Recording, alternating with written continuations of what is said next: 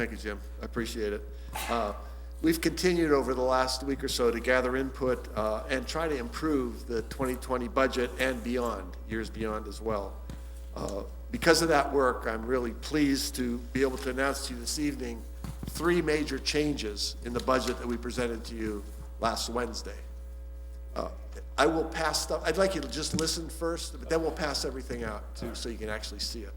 So the 3 major changes are, first, we've eliminated the 75 basis point increase in real estate taxes from next year's budget. So Erie residents will pay no additional real estate tax in 2020. Now this reduces our 2020 real estate tax revenue by just under $3 million. The second major change is that people who work in the city but live outside the city will pay the same special levy tax of 65 basis points as residents of the city are paying already. So there's no income tax increase for people who live and work in the city, but the special levy for people who work in the city but live outside the city will increase from the 18 basis points they pay now to 65 basis points. Right, yeah, the one is the normal tax, the 0.65 is the supplementary tax. Will generate what was originally going to generate roughly 5 or 6 million by giving them the original tax of 0.50. This is going to add. What is this going to mean to the budget? $1.8 million. It's an additional 1.8 from the 1. From the 0.65. From Yes. what you originally Yes. proposed. Yes. Yes. Additional 1.8. That you'll, that's in That's in yeah. there. Okay. So, Sorry. yeah, that's okay. And, you know, as I said before, everyone who works in the city, even if they don't live here, they're using city services. So it's only fair that if you live outside the city, you're paying your fair share of city costs. So as I mentioned, this change in the special levy will increase the city's special levy income tax revenue by just under $1.8 million. Because of the formula to calculate the special levy income tax for city workers who live outside the city, we've had to adjust the assumed rate of return on the pension plan, which, as you'll recall, we had lowered that from 8 to 7.25. 8 was very unrealistic, to 7.25. That's what we proposed last week. In order to get that 0.65 for people who live outside the city, we had to lower the assumed rate of return to 6%. So the assumed rate of return in the pension is now 6% in the proposal. The change in the assumed rate on the pension plan means the city will save $67 million in pension costs over the next 20 years. You'll be getting all this in writing and with tables and everything. How much will increase it? Let me just go through everything and then I'll take questions, okay? So this is up, that 67, when we presented it to you on Wednesday, the 7.25 was going to mean a $14 million reduction over the previous budget over the long term. So that change in the rate of return assumption means $53 million less in pension costs over the next 20 years from what we presented to you last week. So what made these changes possible is that the Erie Water Works has agreed to prepay their lease through the year 2060. I had mentioned Erie Water Works prepaying their lease as a possibility during the council meeting last week. The amount they will pay sometime early next year will be around $90 million. This is simply a prepayment of the lease. The city still owns the water authority after that, and no ownership rights have been given up in the agreement with the waterworks. Here's how the $90 million will be used now in the budget. This is $90 million we didn't have last week. $5 million of it will be used to balance the 2020 budget. It's kind of an answer to the question about Kaz's question there. The remaining $85 million will be used to pay down debt. This debt reduction means that the city's debt service payments starting in 2022 will be reduced from $9.2 million, as you saw last week, to $2.8 million per year from then on. That eliminates $6.4 million in debt payments and basically eliminates the problem caused by the city's debt. There's another very possible outcome of reducing the expected rate of return in the pension plan from 8 to 6%. The 5-year projection that you're going to see shows pension contributions no longer growing by millions of dollars per year as we've seen over the last 5 or 6 years here, but remaining stable over time. But if pension investments grow at even 7 or 8%, since we're assuming a lower rate of 6%, our pension expense will actually decrease by millions of dollars per year. Now that's not in the budget you're going to see because it's a conservative approach. But again, if we have a good year, right now, by the way, our pensions are up about 15% through the end of September. You know, what'll happen in the next couple months, we don't know yet. But if we have an increase, it's going to help future costs. That will greatly reduce the deficit on the 5-year projections that we're going to show you today. Those 5-year projections are reduced definitely from where they were a year ago, but they're still high, and this is a possible solution. To summarize, you recall that our consultant PFM highlighted the city's 3 serious budget problems: the pension problem, the debt problem, and the structural deficit that we have. And remember, the structural deficit is just that our recurring expenditures are growing much faster than our recurring revenue. The budget challenge that we are proposing tonight, the budget changes we are proposing tonight, eliminating both the pension and the debt problems. It eliminates them. The structural deficit still exists and needs to be addressed, but it has to be done over time by increasing revenues and reducing the growth rate of our expenses. 2 processes have begun that will greatly help us reduce the structural deficit. The first is reducing the salary increases over the next 3 years as union contracts are renegotiated. As you already know, we've already set firefighter salaries at 0%, 1%, 1.5%, and 2% over the next 4 years. Non-union, the same restrictions have been imposed on non-union employees. We'll be working out, trying to put this same schedule in place for police next year, AFSCME the year after, and Teamsters the year after that. The second policy that really is going to help with the budget going forward is the new LRTA, which encourages businesses to locate in the city and individuals to improve their homes, build new homes. This will bring in additional fee revenue to the city, additional workers, and additional residents into Erie. In the 4.5 months since the new LRTA first took effect, that was July 3rd, we've had buildings permit taken out for over $23.6 million in new Erie real estate investments. From what I'm hearing, this rebuilding of Erie will escalate even more dramatically next year during the 2020 building season. We are proposing 2 other smaller changes in the revised budget that you'll see tonight. The first is the other tax revenue line has been increased by $500,000, $500,000. We've asked the parking authority to begin collecting and remitting to us the 15% parking tax in 2020. We will be hearing back from them by the end of next week. Second, a portion of the Water Authority's lease payment will be used to fund the Business Development Loan Fund, which will make low-interest loans available to encourage more business development in the area. As you know, Chris Groner does a great job working with that. The amount going into his fund is $1.7 million, and I can tell you that most of that he's already kind of pledged to builders here in town. With the changes I described to you, we have a much better 2020 budget and a much better financial future for Erie. To summarize the changes we are proposing today, will have the following really positive impacts on city finances.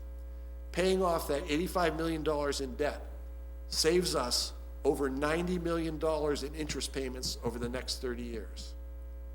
And the changes to the pension assumptions save the city at least $67 million over the next 20 years. This amount will increase dramatically because the lower pension return assumptions. Let me explain how that works. Because for many years, our pension investment return assumptions were higher than actual market rates of return. Our required pension contributions went up millions of dollars every year, as all of you know. In the same way, in the years ahead, when our reduced pension investment return assumption is lower than actual market rates of return, our pensions contributions from the city will also go down dramatically. So this budget represents savings of at least $157 million to taxpayers over the next 30 years. That's an average of about $5,200,000 less in city expenses every year. We appreciate you considering these changes. We look forward to working with you on the 2020 budget. Before you begin the meeting with police and fire, if you have any questions for us, we'll be happy to answer that. At this point, we'll pass out a copy of the speech I just gave you, as well as the documents for the new documents for the pension, or for the budget. Yes. Should we, okay, I see the Erie Water prepaid lease. I thought the lease is through 2050 as of today. Yes, they wanted to extend it 10 more years to 2060 and prepay to there. And that gave us more money that we needed to do the things we needed, to pay down the debt we needed in the budget.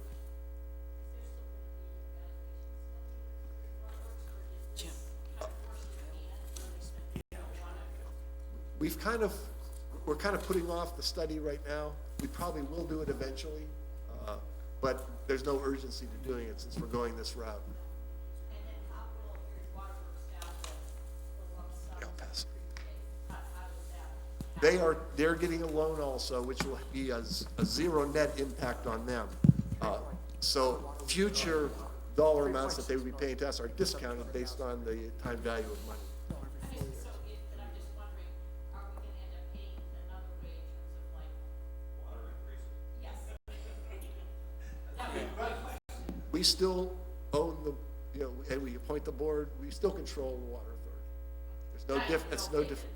Done a projection on, in order to be able to do this, are they gonna have to increase? No, this is zero financial impact on them.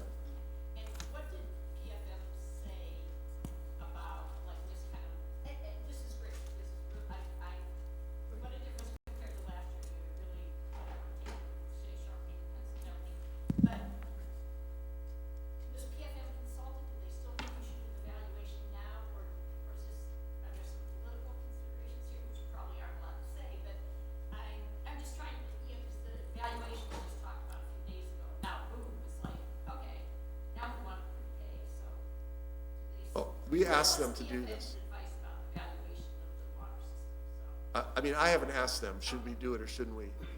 But this certainly takes away the urgency for doing that, since we are moving forward. And then I wondered, I know how you said you're gonna use $5 million of that to balance the budget. Yes, this year's budget. Does that mean we're gonna still need $5 million the following year, and we don't have a source for? Right on the, yeah, yes, Okay, so we still have to think ahead. to Correct. 2021. Okay, and then is any of this gonna go to the capital budget though, or what's gonna be the source for us creating a capital budget? Because we don't have, that was one of the recommendations, I think, for PFM, we have to think long term in terms of more resources in the capital budget. Was some of this supposed to maybe come from the assets or where? I That- can look it up, but I know that the capital budget was big with PFM, so.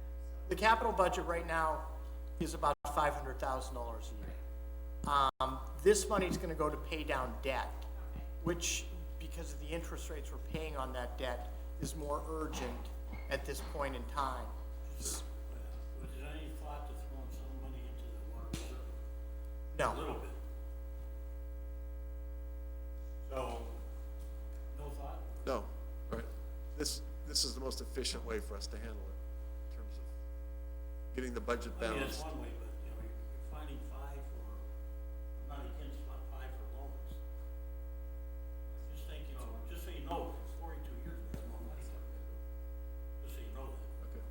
Nobody can predict the future. So but as the mayor stated in the schedules you've received, this, by taking that $85 million and paying down the debt, our debt schedules are gonna go from general fund wise, totally $9.5 million But nobody- to general nobody- fund $8 million. Nobody knows what the future's gonna No, I agree. be. We might have a But, huge bond issue in the future, we don't know about it. well, we're gonna have a huge bond issue either whether or I'm not. just saying that, this it's nice hap- we're getting this, but for 42 years, you get nothing coming in, right? Correct. And we get how much you say? right now, $3.6 million. But remembering, our debt service payment is gonna be lowered by over $6 million But a I'm year. just saying, you know, when you go out 42 years without any money coming in, okay? You hope nothing goes wrong, okay? Right. I'd like to, you know, the pension and all that, that makes sense, okay? But I just was wondering if, you know, we should put a little bit maybe in the water reserve, just a little bit. Let that one grow, cause that's where you get a lot of your money. Oh, yeah, that's where we get that $500,000 every year in the capital bond, or capital budget fund. But the less we pay down on debt now, that's going to raise our debt service annual payment I'll each just year, caution you, too. 42 years is a long time, you know, so. a lot of Cass, things can change. we are giving up 3.8 million a year for the next few years, and as we get closer to 2050, it would be 4.8 million, because it goes up, you know, over every 4 years, gradually, yes. But we're also saving every year $6.4 million by what we're doing. And we wanted to make sure we were saving more than As long what as we we're don't giving go up. too far in debt in the future. You don't know what the future council or anybody can do. Well, I mean, 42 years is a long time, okay? That's a lifetime for a lot of people. But we're looking, But we have to make a decision, and, I mean, Pardon? at the end of the day, this $90 million, by us taking this 90 million, what's the bottom line that what benefits do we reap? What's it worth? Well, the This biggest 90 million now, As the biggest benefit, as the mayor just proposed, is taking that money and paying down debt, where our debt service will be lowered by $6 million a year for the next, which equals till it's paid off. 150 million? I mean, by oh, doing that's this- in there too, Jim. Probably about the 4th or 5th page of the handouts that you received shows that, right here, the Talk current into debt. the mic, they can't hear you talking. Oh, the current debt schedule right now shows that we owe about $169 million in debt. It's, and I'm sorry, I didn't count them. One, it's probably the 5th because there's general fund, sewer fund, refuse fund, debt service fund. So if you go back to your 5th page, at the very bottom of the left-hand column, right now we owe $169 million in debt. If we take that $75 million and put, or $85 million and pay that all down on debt, we're gonna owe $79 million. So, right there, you can see the math of that, we're saving $90 million in debt payments. Over the, well oh, as helping our yes, yes. Is that, I noticed like in our documents, like our bond rating is now like really good. I spoke to the people at Standard & Poor's I today. wasn't sure, does it go even? This is a very big help, because one of the things, I don't know if anybody ever had a chance to look at the Standard & Poor's report, but they always talk about the fact that we have debt on our books. Well, we're getting rid of our debt, and I asked the most important question, hey, look, we're gonna get rid of $3.5 million of revenue every year, but we're also getting rid of $6 million in debt. What will that do to your thinking about us? And the answer I got, and you know, they won't put that in writing or pen to paper, but the answer I got was that's very good, because the way Standard & Poor's looks at cities, I don't wanna even bring up the word, but they know that if we ever got in trouble in any way, shape, or form, there's always the ability to tax to get that revenue back. We're saving $6 million in debt payments. We're gonna lose $3.5–4 million in revenue, but the math of it is we're saving a couple $1 million every year. And so if, as Kaz says, he's correct, if we get in trouble 20 years from now, then there's a possibility 20 years from now, there could be, whatever could happen, I don't know. But the answer to your question, Liz, is Standard & Poor's looks favorably upon doing something like this. Yeah, I have a It's a, question on different. excuse me one second. Is it loud enough now? yes, I can hear everybody, and I want to let everybody know I had an epidermal shot today, and these 2 volumes is kicking in. So we'll excuse anything you say. This That's tomorrow, Mel. I had a question on a different. Say anything, that don't mean I'm asleep. Which is Somebody's the getting a test tomorrow. parking authority, when will they vote on that, or is that meeting next week that I'll be attending where they're gonna discuss this. Do you think, do you have any hunches as to, I mean, essentially, this is because others are already paying the parking. Yes, tax, every correct? other- But if you're parking yes. at They a were parking non-committal. authority They were facility. non-committal at the meeting I was at. Okay, They're considering it. okay. And Mayor and I will be there, maybe possibly Jim. I implored to them the importance of something.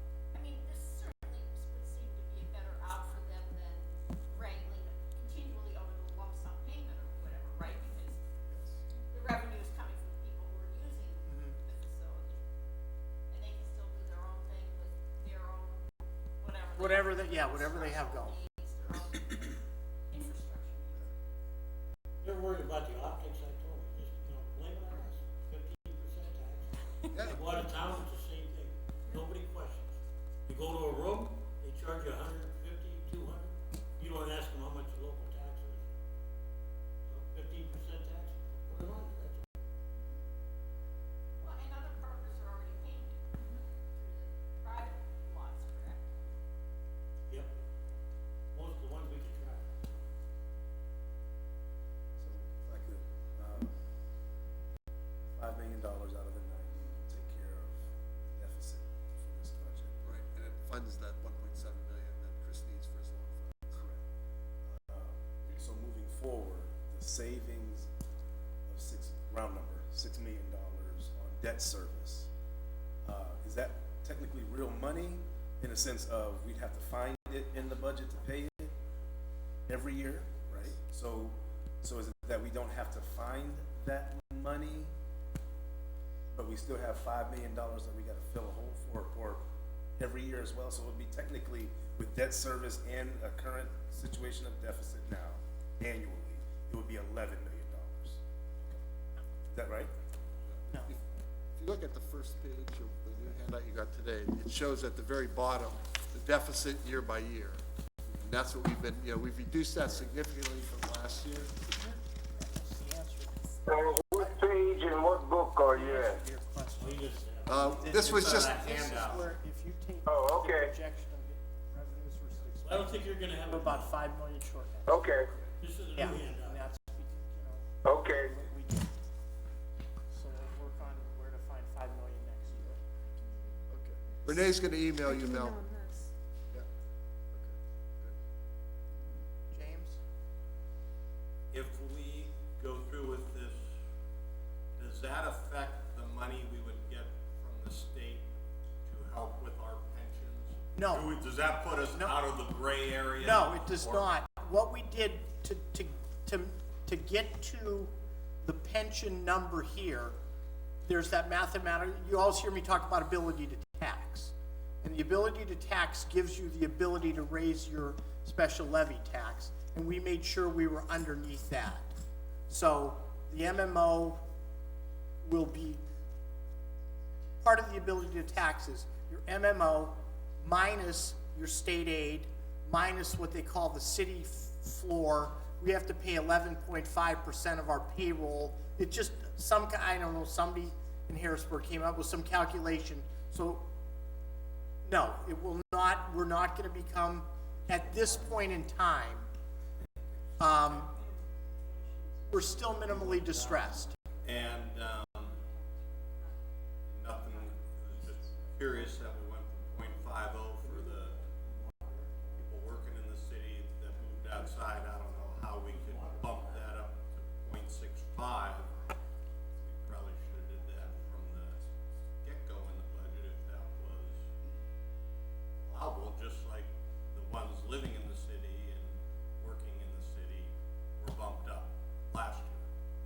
We needed that money from the water authority in order to be able to do this. Do all this together. We It still has- it's should all have been able to connected. bump up the outside residents that work in the city to the 0.65. No. No. Last year would have been about 0.3. Okay, last year, I'm talking this budget where we went to 0.5. 0.5 was That the- was our max. That was the highest we Yes. could go Okay. with the budget we presented. With these changes now, we can go to the point. 0.65. Went from 7 1/4 to 6. That's, We moderate now, or we're doing status? Minimal. We used to be moderate.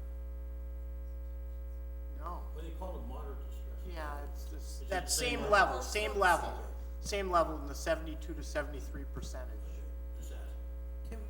Can we put a clause in this where, the city controls the rate height so they don't be trying to shoot up the rates of water? Cause I think that's, I mean, I don't know. eventually, that's what they're gonna do. This doesn't increase their costs at all, what we just did. It's zero impact on their expenses for the water. Right. So they can't raise taxes or raise their fees because of this.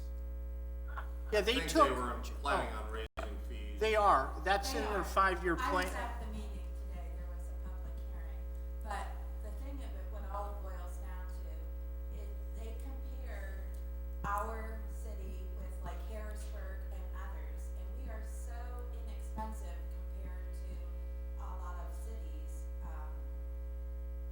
Oh, like yeah. Harrisburg. You can see, I mean, I'm sure you've all looked at the budget handout book, when you compare our sewer rates are way lower than everybody in this area. And a lot of, in the state, maybe there's one lower than us, but pretty much everybody's lower than us. But Sonia, to answer your question, they're gonna issue a bond which equals the payment stream of the bond they're gonna issue to pay us falls out in the same amount of time that their payments to us would have come back to us. So it's gonna make sure it's the same amount of years at the same dollar amount, present value of money dollar amount. So they'll, as the mayor said, there's no impact to them on this at all. Is that And why they wanted to extend it out another 10 years to make sure that balance? that's more of a, you were on council, remember when they extended the lease 10 years ago? They just wanna be able to, the longer they have the lease, the more things they can do, building wise, Long-term plan, or leasing wise, renting wise, whatever, the longer they can say, hey, we own this lease for the next 40 years, somebody may not wanna build a building for them, or give them a loan to buy the building if it's only a 20-year ownership of that building, so. By expanding that 10 years, what more did that bring to? About $10 million. And again, I'm sure you're gonna ask me to go out and get an independent third party to evaluate the money of this, probably. So we just upstairs, we discounted the money back at what their bond rate is, what they owe us, and it's about $80 million. We'll get that all verified, but it's $80 million. Paul has spoken to the mayor and I, and they've offered us 90. What if, you said you might do the valuation later, at a future date, what if this valuation ends up leading to the P word, privatization at some point, or somebody else? Does that affect the fact that they've already would have made this lump sum payment? I guess, That would all be, can the valuation still go forward at a future date? Yes. yes. Okay. Oh, yeah, But and- I think it would be helpful to at least, I think it would still be helpful to have that number at some point, instead of just saying like sometime in the future, just because it seems like it sparks some reaction on the part of the water authority, because my hunch is they don't wanna find out that they're gonna be out of business, or that they don't want it to be privatized, so. I guess I'm saying, I think it would still be good to have that information at some point. Not so much leverage, but because that information is important to have. And, it was in the recommendation from PFM, so I think it would be useful to have that information. I wondered if, you could speak, I know we gotta get to police and fire, but could you talk a little bit about sort of business confidence that might generate from a couple of these steps? Paying down the debt, not having a, property tax increase for 2020. Can you just talk, have you had any feedback from your business council or anything as to how this, and I don't think optics, because that sounds more like you're trying to do something with the veneer, but more like the substance. Have you This is had any reaction? This is the first, Yeah. you're hearing this. You're hearing it, we wanted you to hear it first. Yeah, nobody's heard this yet, so. Yes. But like theoretically, what do you think this might? Well, I mean theoretically, I spoke to the people, as I said, I called New York, and I talked to the girl that does our valuations. She thought this was a good idea. You know, But one last suggestion, and no, I should say, one other suggestion, this would be my last. Since we are looking at 5.4 million and then 9.4, 9.9, this is really helpful that we've moved the budget process up by 2 weeks.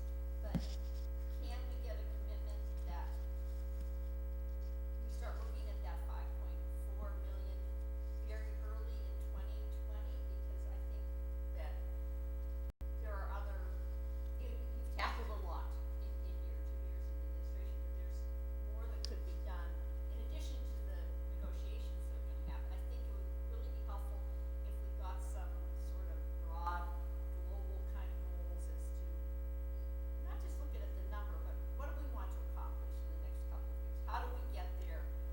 How, when we have a 5.4 deficit staring at us from beyond, do you know what I mean? Like, maybe, obviously we have a preliminary budget in January, but could we do what we had hoped to do this year, which is like crunch and like look at, transformative, more transformative changes that you would need council to be a part of, and you would need the whole collective group of people here to say, this is what we wanna do. Just so that in early November next year, we're like, now we're back to 5.4 million. Yes. Okay, now we're back to, a 3/4 of a mil tax increase, which may have to happen, but I think it would be great if we could wrestle with some of those issues going forward for the next couple, early 2020. Put our nose to the grindstone. Can I ask something, Mayor? Out of this money, is there any way that we could put some of this money into a fund to start it? Not really any money in there for, the communities, things to be done around the community, parks or whatever. I mean, something. There's about $8 million or $8,000 in there now. And we are gonna be trying to get more donations into it. But in terms of the budget, I'd be hesitant to, you guys certainly, as always, you can modify what we're recommending, but I would be hesitant to do anything less than what we've suggested here for long-term reasons, is the amount of money we'll be saving over time. This is, I think it might be kind of rare for administration to be thinking 30, 40 years down the road, which is what we're doing. We're not just thinking about 2020. We're thinking, okay, 30, 40 years, how healthy is this city going to be? And what we're recommending to you is what we think is best long-term for the city. We are going to go, we have some people that have expressed interest in making donations. One guy offered the max with $5,000 I contributed to it. And we plan to call on them and try to build this fund up. Because I think we need to put more teeth into that fund, because there's a lot of things that need to be done around the city. I mean, I'm not talking about no big money. Even if you did 100,000 or something, just to get something going in there. That's all I'm saying. But I really think that we should try to put something in there. We will work on that, but I'd be hesitant to make any changes to what we're recommending. What are we putting into the revolving fund? What is that? You say that's gonna increase 1.7 million. Okay, with that though, I know that's always been a little, the interest rate we give out to these people who borrow from us has always been a little less than what we were paying. We were losing money on this or not? I I know, I'm not thought you were saying gonna have, big money. Chris maybe could speak to that.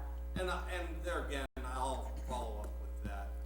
I'd say at this point, with what the mayor presented tonight, thank you.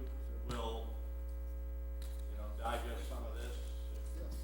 Talk And when we got more budget sessions to follow, I'd say at this point, we'll start with our fire department and look at their budget. Thank you, Mayor. thank you, thank you, That's good news, believe me. thank you. Okay, then starting off, I guess we'll go through the handout book first. If you want to go to page 42 in the handout book.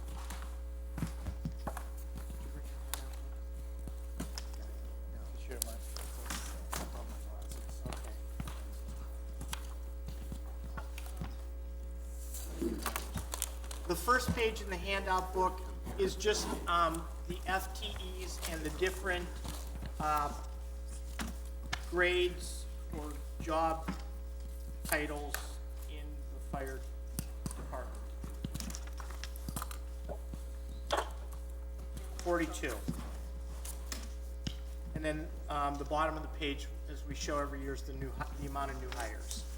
The second page, is kind of interesting thing that we've always tried to follow up on every year is the training and all the things. And I mean, I want to go through this for 2 seconds and then you can ask Guy and Joe, you know, the questions about this. But this is just the training that a firefighter goes through once the hours and hours and hours that they go through once they get on the job.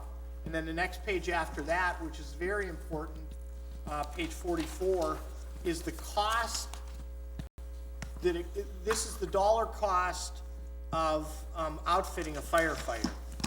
And as we, you know, every year we get turnout gear, probably what, 30, 40 new sets every year or so.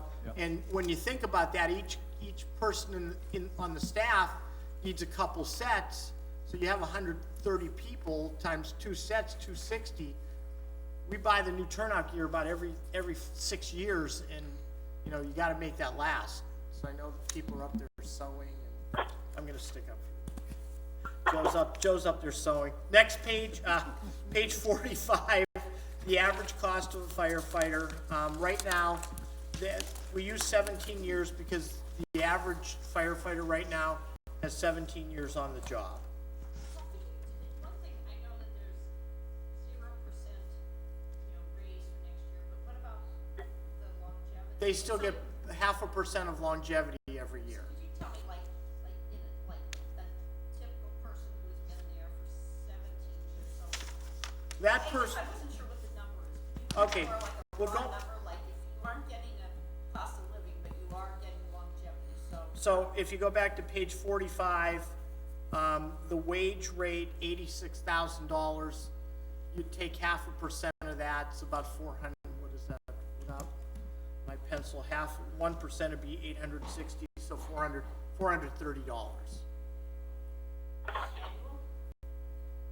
Mel, did you get the email? Yeah, Thank hello? Did you get the email? No, I'm not on a computer, I'm, flipping the pages, I'm on page 44, 45. Okay. That'll work. And then page 46 and page 47 are the overtime in hours and overtime in dollars, because I know overtime always comes up. And as you can see, I mean, it goes up and down a little bit, but over the years, the last 10 years or so, it's pretty much level.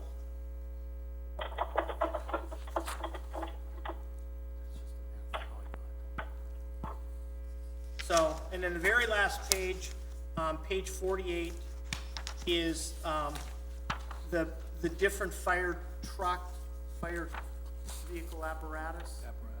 Fire, okay, that the department has at this point in time. And as you can see, some of the front line, that's the very top line. Some of the front line is a little bit older,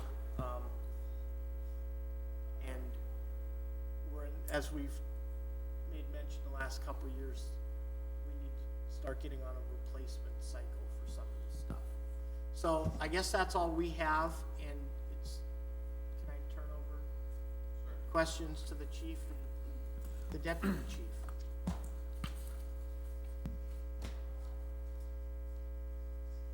My question would be, and I'm wondering, again, I'm thinking more ahead to like next year. I'm wondering if there's a way to be able to tie in some goals to the budget process. Now, you have a goal to have that ordinance passed in terms of, childcare centers. But are there some overall goals? And I'm sure that when the police chief comes up, we're talking about body cameras and, violence reduction or whatever.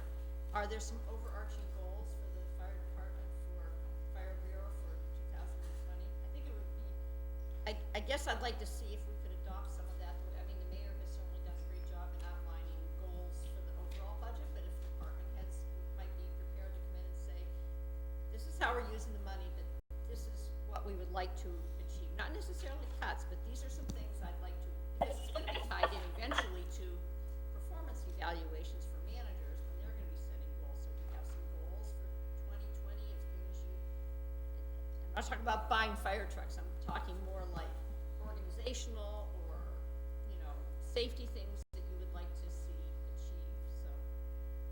More kind of a narrative rather than just numbers. Do you have anything that you would like to see accomplished in 2020? I think we're always looking at, as far as, one of our goals is I don't know if this is something that's not gonna save monies, maybe in the long run, is, these firehouses, they're getting older. And, we need to start looking, and Paul's been helping us out, repairing some of the maintenance issues on them. One of the things we've just done, is Engine 8 over at 9th and East Avenue. The brick needs to be repointed. They had to take all the drywall down in the second floor, so it's really drafty in there, and that's where the dorm is. So I talked to Dan Black, and he got me in touch with a gentleman to, what we're gonna do is, in order to fix that problem temporarily, we're gonna put some foam in there, foam insulation. That'll stop the moisture coming in. It's like $7,000 versus $90,000 repointing it. So we're trying to save money that way. I talked to Abby Skinner to see if there's some way we can apply for a grant to maybe cover the repointing of the building. That way it won't come out of our budget. But in a quick fix, the foam will suffice for a number of years, which will enable us to put the drywall back up. We also this year, Engine 8 being an older home, they had all these window air conditionings. It cost the city a ton of money, electricity. So we put in central air in. It was a little bit expensive to put in, a little bit more expensive to put in, but in the long run, it's gonna save the city a lot of money as far as the electrical part of it goes. That is definitely a goal. We gotta do maintenance on the firehouses. The fire trucks, I have a great mechanical staff up there. They've been really piecing these things together. Eventually, we're going to have to get on a program where we're replacing them every 3 years, I would say, so that you don't fall into this problem, because right now we just got the new one in 2019. We had 2014, and they're in great shape. The 2003s are falling apart. I was fortunate enough, my mechanic was doing some work on them the other day, and he found that engine 11, the frame is rusted. You know about the frames when they're rusted, right through. So he called me up, he says, do we have money for a new fire truck? I laughed, and he told me the problem. I said, can that problem be fixed? He says, yes. He said, but you have to take the whole body off. So I said, give me a cost of what this is gonna cost. It came back as $46,000. But he said, let me do some digging. He did some digging, and fortunately, we have warranties, 20-year warranties on all the frames on these trucks. He checked another truck, same problem. So we'd have, what, four 2003s. We're just assuming that there's issues. So we have engine 11 going up to Buffalo tomorrow to get repaired for free, fortunately. But what I've been stressing for a number of years is these trucks look really nice on the outside, but on the inside, they're falling apart. So that should be a goal at some point, is getting on some kind of replacement program. The other goal is we're always trying to curb sick time and overtime. Unfortunately, overtime that's a hard one to control, because you never know with the amount of people being off injured full-time, severity of the fires that we may have. So that's a hard one to control. But I think we've done a pretty good job as far as sick time goes. We've worked very hard to build the morale up on the fire department. And we've seen a downtick in sick time in the last 3 years. So that's always a goal, trying to save money that way. And we're taking donations. Police, we're always getting donations throughout the year to buy certain things that they required. And so we got into that, and people are donating money to us, which enables us to buy things that doesn't come out of the budget. May not be big things, maybe 5,000 here, a couple thousand there, but that goes a long way with purchasing stuff that we need. So we're encouraging people to donate if they wish to, and that helps us out in the city too. And how did, like, Yeah. is there a recognition We do. factor for people? I mean, Yes. you know, we do it, you know, we accept something, but Right. is there a way to, cause you know, I think a lot of people have a lot of devotion to firefighters, so is there a way to, is there anything to say? I mean, is there a name for the program even, like, you know, help the firefighters? We don't have, that's a good idea, we don't, but we do recognize them when we ask them if they want recognition, or they don't. Some do, some don't. So, but that's a good idea, we can come up with some kind of name. Are you doing the calendar again, or was that, who did that? How was that? There's been a few, I was in one of them a long time ago, I was much younger, but. Mel, did you have something to say? Yeah, I just have a question for 2019. Did we assist townships, boroughs, and outside the city? If so, ballpark figure, how many times? And a ballpark figure if we collect any money in exchange?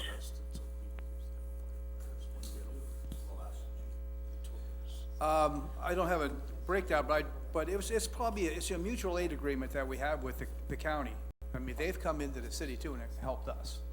So, and that's an agreement we have, we go out and help them if they need our help. So there's no money. There's no money exchanged, exchange, there's no. no bills or invoices, it's, No, but there's another thing that I really been working on, is a lot of the county departments, if they have to use a Hearst tool, or they have to use any kind of medical equipment, they charge, but they charge that individual's insurance company.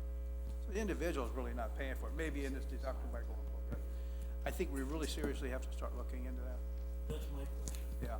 We have Mel, really, are you done? Yeah, I'm done. I guess, I was at, with what he is saying though, compared to how many times we backed them up or gone into the it's probably a outskirts, horse apiece, you wanna play that game. No, I'm not saying I mean, it's a horse apiece. I was at the COG yesterday, Jim. They got recruiting problems up there. They can't figure out how to get out of it. So we were discussing, I was surprised when Johnny Groves asked me to figure. I'm gonna ask you, and we've asked this every year, what can your department charge for? I think, you know, I'm not speaking for the rest of council, but I think we're willing to implement some of things, like you mentioned, Hearst. Clean up after things. Are we, first of all, are we permitted to do that? Because I heard a figure tossed around that Mill Creek collects $100,000. Some kind of ambulance run or something.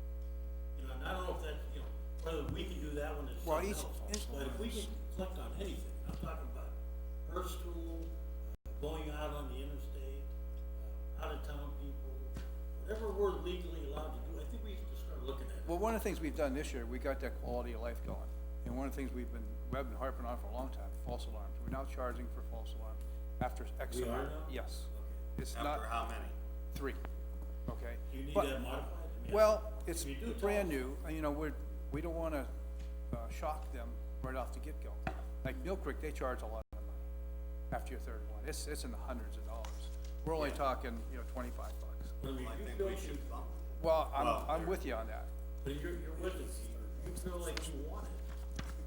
You have only to I ask mean, for it. we're trying to generate revenue, so that's, we're in for anything, you know? We are going after the smoke detectors this year, we're going after, illegal burning, things that we've never done in the past, we've really pushed that. So, we're getting our foot in the door, and we always come up with ideas. I have to say that I gotta commend the local 293, when we had negotiations, they understood the plight the city has as far as their budget is. And we sat down for negotiations at 10 o'clock in the morning, and we were done at 12:30 that day, 2.5 hours. Started again, that's from everything all the way through the financial part of it. And it was, two groups working together like fine wine. It ran smooth, and I commend them for coming back with the figure that they did. We asked, for less of a raise, and they came back with 0, 1, 1.5, and 2, and I think they big kudos to them. So, and I think that's as far as the fire department goes. We're trying to help this situation. We understand that, with the amount of money that we owe, we don't want to keep hammering the taxpayers. So. Kaz, on Mill Creek's false alarms, or however they charge, is it calculated based on what it cost you to do a run, or how do they do it, that it goes up? When did you say it goes up after the, Well, he said after the third. after The the third one, Three yes. all, or three, All, 3 freebies you get, and then after that, What does theirs go up to? per year. Are you know what Milk Creek gets for theirs? That's what I'm asking. well, I think the first one's like $100. I know, my wife works for Rick Griffith. I know he got whacked a few times in some of his business outside the city. I could get those figures for you. That would be helpful, because, maybe they've already done the of course, their calculations will be different, because they have, combined some paid down, some They're a bad volunteer. guy. But if they have done the work to say, you know what, this is how much it costs to respond to a false alarm, you know what I mean? If it's calculated, so that it's not just, well, we think we should charge this much, it would give us some starting points. I would think our rates would be much higher. Yeah. Because Yeah, we are an on-staff fire department, they're volunteer, we have other calls, we're first responders in every call, or most calls, excuse me. You know what I mean? Most of So the time that's- in Mill Creek, it's police. You don't have false alarms. Sure they do. What There's- are ours mostly, what are the most? I can't false speak, alarms? we have a lot of false alarms, a lot. Probably a lot of businesses, right? Yeah, so it's homeowners and businesses. Another thing we've been I've been trying to get this changed, and Dave Rockwell and I have been talking about it for 2 or 3 years. These fireworks, every time there's fire, we have to send a fire truck there, and there's 4 guys or girls, and we don't, the city doesn't reap any of that. We have to be at these for fire protection. Whoever's shooting out the fireworks, just gonna have to bump up their price a little bit to cover our expense, and then we should get a, Well, from what I understand, Chief, when they're at Milk Creek, they give a donation to the building. If you think they don't, you wanna get their fire police come out. and that's just a matter of working up an ordinance and bringing us to the body here. Like I tell you, we're ready, okay? I mean, If you wanna get the paper, you put your thoughts on it, we'll get Mr. like, Betts on. we're not bringing in hundreds of thousands of dollars, but we're bringing in something But that's, we're at the point now, Chief, we're Oh, I collecting get it. nickels and dimes. oh, I get it. So- That's- Okay, we're at that point. And there's been more fireworks, I mean, the state changed that law, and it's like, Well, what I'm Tons talking of about is fireworks. like the ballpark, every week, or every twice a week. Every We have to send a fire and an inspector there, okay? okay. That's, you're talking a couple $100. Then you got Celebrate Erie, you got, it's 4th of July now, there's other, venues. Yeah, Yeah, the one on Frontier Park. Frontier does. That's another, we have to have a fire inspector and a rig down there, so, you're talking, $5,000-$10,000 a year, that helps. That helps OT. Let me ask you a question. Do you know how many businesses or organizations that we have, mandatory fire drills for? Well, all the schools, have mandatory fire drills. We have group homes that have to have mandatory fire drills. Anything that has children involved and, people that are disabled, we have to have fire drills. So with that said, I'm just, thinking off the top of my head, to try to get some money in. How about every time, and I know they usually schedule their fire drills, you send one of your guys out to kind of like oversee, make sure they're doing everything, and charge them a fee, because you want to make sure they're doing it right, Sometimes people just say, oh, we had a fire drill, they in and they out for a minute, back in. But if you have one of your guys, they're making sure they do everything they're supposed to do, maybe you can charge them a fee, and that'll be a way of bringing some We income. can look into that too. 'Cause we don't always have people at those, but there's a mandatory that they have fire drills, and they send us the results. Obviously, if we have, manpower available, we do send, them, but it's not always, because And it's. I'm it's not saying manpower. that because, you know, I mean, one day you can have a, like, hey, last week, say, somebody had a fire drill, then the following week, they had a fire, you know, and somebody was lost. So I really, me personally, I think if you can do it, if you have the manpower to do it, just send somebody out there, and that's a fee that you guys can collect to make sure it's being done right, you know, and that's just for the safety of the people living in the places and the kids in the schools. I mean, they can afford maybe a couple $100, you know. Well, I know that, I went to this chiefs, meeting down in Gettysburg, and it's all the career fire chiefs across the state. And obviously, we talk, we discuss problems that each of us have, and they charge for inspections, regular building inspections. We don't. They charge for building inspections when they do a fire and building inspection. That's another avenue, that could generate some money. Well, we talked about that respectfully with the previous chief, Chief Paul. And- that was a big deal. It was kind of, everybody's a little gun shy on charging, but now we can't be. And I can get you all the We need to information really from, get York and the house Allentown, they all do that. I mean, they generate a lot of money. So what would be, Chief, if I could, excuse me for interrupting, what would be under the list of buildings or groups that are inspected? All public buildings are inspected on some level. Correct. What about We have a college lot of dorms and all that? mandatory yearly inspections, like your schools and whatnot. But we do hit taverns heavily. We try to make sure the taverns, because they have a large group of people on Fridays and Saturdays nights, so we wanna make sure that they've got everything under control, but there's, I mean, The university dormitories? universities, we inspect those, all of them, for free. We also do, here's another thing, we do fire extinguisher training for free. We do that, anybody that wants it, you know. All the daycare, we do fire extinguisher trainings, a number of businesses calls. It's all free. So I guess the question for me is because, and again, I'll say this since I sound like an old guy, but these are all, a lot of these things are things we've talked about with previous administrations. We've never really ripped the scab off and did it. What do we need to do to say, we're gonna charge the local universities that we inspect their dormitories, we're gonna charge X organization that we inspect for free for their inspections? What do we just simply need to do to make that happen? Two things, one, ordinance wise, and then two, manpower wise, or person power Right. on your part. Yeah.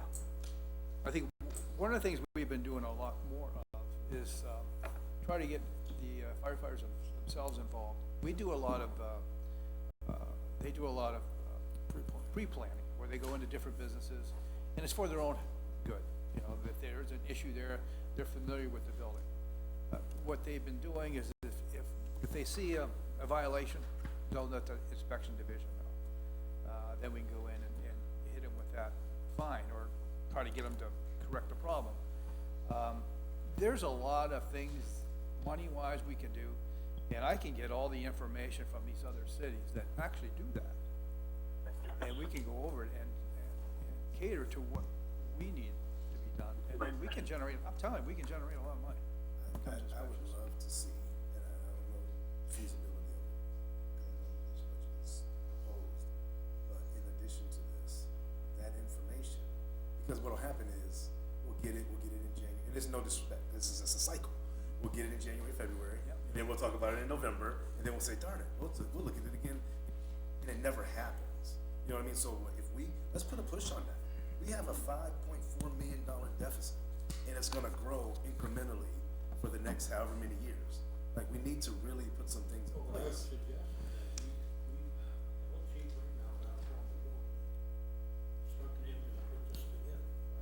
If you would. Yeah, absolutely. We'll have a No study problem. session on it Yeah. and play, I mean, I mean, look how quickly we solved the other issue with the daycares. I mean, we've got the state on board, the state changed their rules, you know, it can be done quick, it just gotta be diligent and just do it. Arbitrary number for You those know? inspections. I think in the past too, I think there were a lot of Thing. reservations as far as maybe the taxpayers, that's what they get, our services, and that's why we didn't charge them. But other cities are charging these things because obviously cities are in trouble.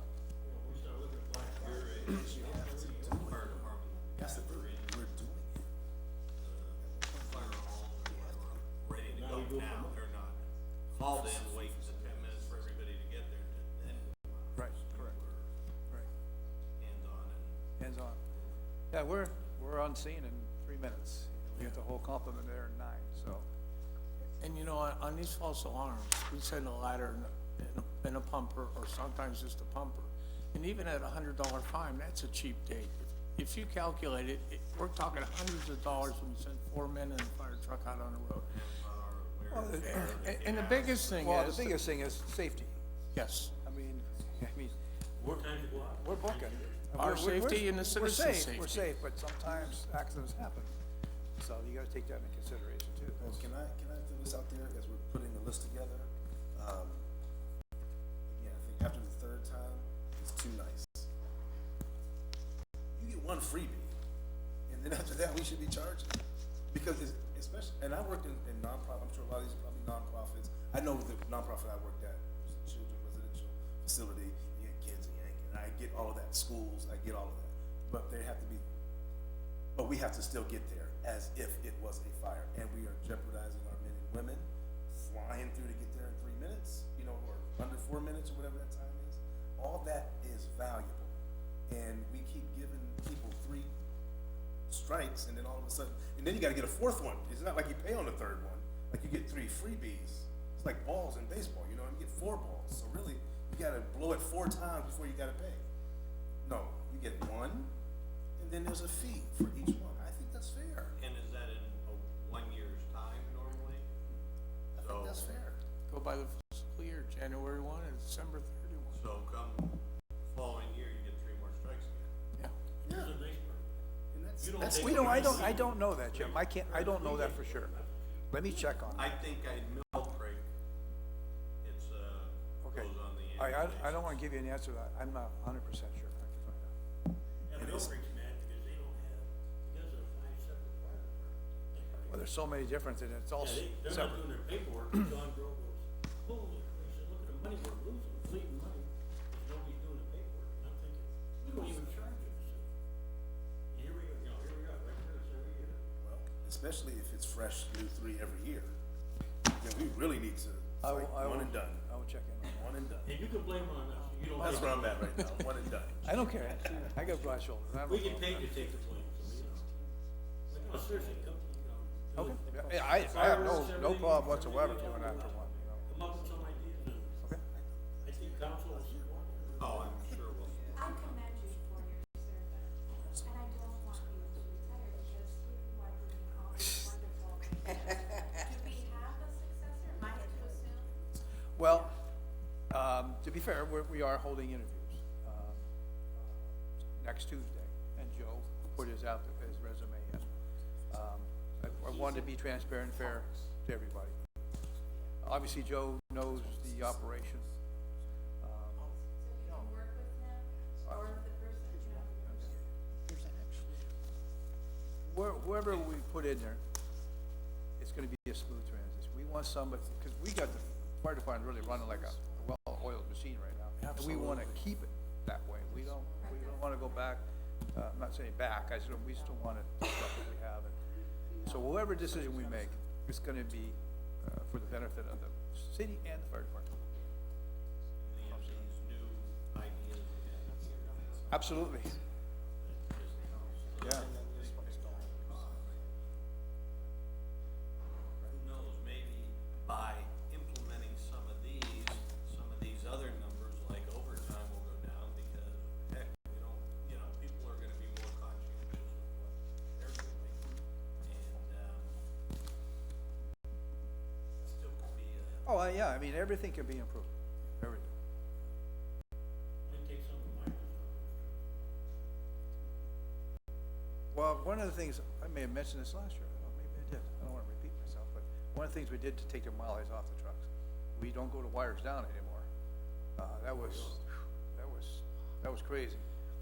Once you on scene and you have a wire down, you're committed. Now, if there's a heart attack around the block, you're not going, you're committed to that wire. And all we do there is babysit, we Just can't do babysit. anything else. And so we eliminated that. There were some, a couple of the higher ups at Penlock weren't happy with me, but they've adjusted and it's working fine now and we're out of that. Now, obviously, if it's sparking or somebody's trapped in a car under one, we're gonna go.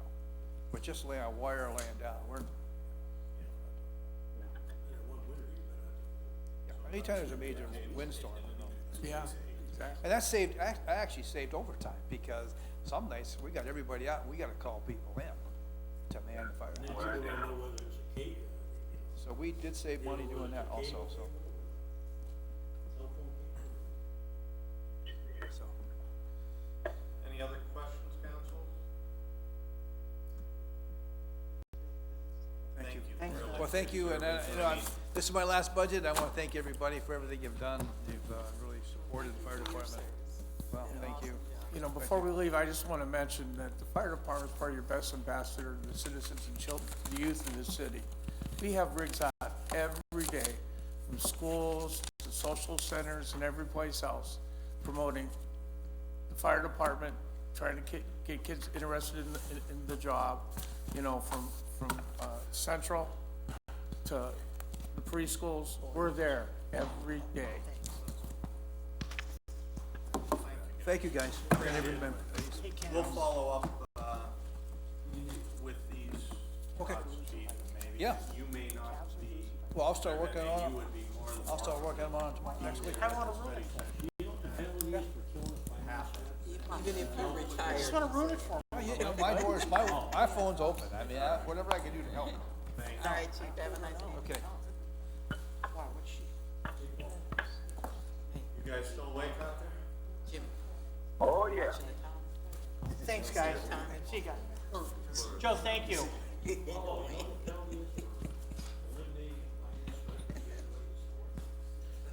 Cats. Is Donna here? Where's Donna at? Where's Donna at? Hi, Kim. You get one more score and the Chiefs gonna be taking. Oh. So are you wearing your shirt for like good mojo? I'm glad, well, I don't know, I'll be home Lisa, page by the time. 34. A what? I don't know. I don't. Oh. I'm just closing the door to my husband's dungeon because I don't want to listen to it. No, he's a Browns fan. Good. Yeah. Go to page 34 so we can start. Kaz. Okay, page It was my 34. fault. Page 34 in your handout book, we're gonna start with the police department. And this is the full-time employees. That's on the next page. I have 32. No, in the handout book. Oh, okay, got it. We're gonna go through the handouts first. Yeah. Page 34 is the full-time employees in the police department. Middle of the page, new hires. And then, as we always show you, the amount of employees in each of the specialty divisions. Next page is, again, as you asked, Kaz, there's the number of civilians and what positions they hold within the department. Page 36 is the cost to outfit a new officer. So every time we hire somebody, it costs us about here over $3,000. Page 37, the average cost of a firefighter, 15 years is the average longevity of a fire, pardon me? Police. Police. What'd I say, fire? Fire. Fire was a little bit higher. Fire. I'm worried about you, Kat, so. Okay. And then the next two pages are the overtime in hours and the overtime in dollars for the last few years. The big one is page 40, shows the cost of a vehicle. So, and these things only last, I mean, they go out there 50, 60,000 miles a year, 70,000 miles a year, because they're used 3 shifts a day, all day, every day. These, I mean, we're turning over frontline vehicles in the department. As everybody knows, we started buying those Interceptors a few years ago. Yeah. I was gonna say, I've been hearing on the news lately that Well, They're not readily available right. to replace. That's, in the spring, remember, we had to order 8 of those just so we could get December, January, delivery on those. 4 or 5 of them came in. AJ's in the process right now of putting the radios in, MDTs, all the equipment. And I'll let the chief talk to some of the new things he's he's doing with that, but, I mean, it's a big deal with those It was cars. a model year change. They've Yeah. been the same for several years. Recently, they underwent a model change, so that was the reason for the delay, that we couldn't get them. Okay, and then the last page, page 41, is the dollars we've received so far in 2019 for grants or reimbursements. That's a nice figure. Yeah. So, And I think it could go up to, payment and little taxes as we do,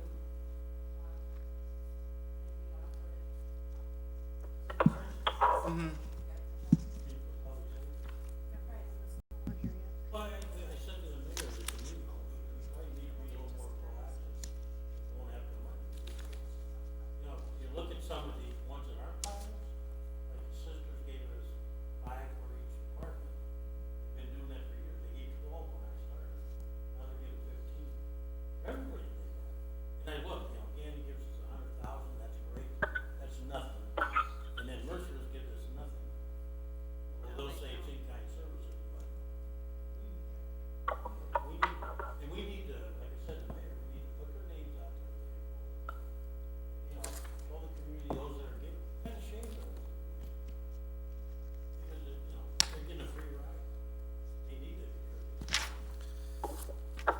I can add, just recently at the mayor's press conference, we announced some other grants that we've obtained and some other monies. I've got it, about $1.5 million. Some of the things that, we got a grant for a new second LPR system, which was like almost $22,000.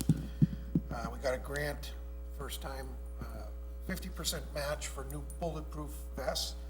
Each vest runs about a little under $800 per vest. We've got 50% match up to $15,000. We've never had that grant before, so that was something that was added to LPR systems that granted.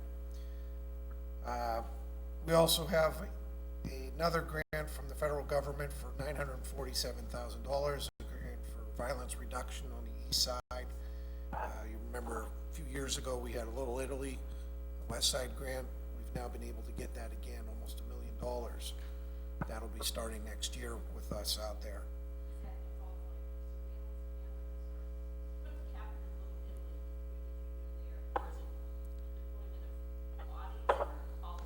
All of the above. You have the little mini, trailer you took. The mobile command, the RV, used to go out and do foot patrols with the neighborhood. We got a grant that saved the capital fund $11,000 to have them come in and refurbish our indoor range downstairs. We had to have the bullet traps emptied and lead abatement taken care of down there. So we were able to find a grant for that. We had a donation from the Siebenberger Club for $25,000 that bought 2 very important pieces of equipment for our identification unit. We're trying to upgrade their unit back there. Years ago, they discovered a process to recover fingerprints using super glue fumes. And in order to do it, the guys went out and found an old fish tank, put it there, and they put a lid on it. So now they put those fumes in with the item to enhance the prints. Well, when they take the lid off, remaining fumes are there. So the guys have been putting themselves at risk for years. We've been able to purchase some new equipment that controls not only the exhaust, but it also controls the humidity and temperature so that it gets some prints. And what they've been doing is they've been testing some older pieces of evidence that we had, and they're able to bring up prints that nobody ever expected to find on surfaces that are, if you would have looked at it in the old days, we would have just said, no, there's no way you'll ever get a print there. And they're bringing up some fantastic prints. So we're trying to continue that. The cameras, the digital evidence that's out there, the enhancement, cell phone records, you name it, everything in the ID unit is going to that digital So the expenses that those equipment and training costs continue to rise for us. But we're offsetting it, thanks to Donna and Abby Skinner. You'll keep hearing her name, that, you know, with all these grants, like I said, there was a, 1.5 million. We also have, money from Erie County, Drug and Alcohol, Prevention Fund, $267,000 that will be helping programs to, prevent, kids from using drugs and alcohol. So the grants, those outside money sources, we're doing all we can to expand our programs. My question is on overtime. As you know, we got stiffed by a certain person who's president of the United States for a political rally. I expect that we will be having many candidates coming through.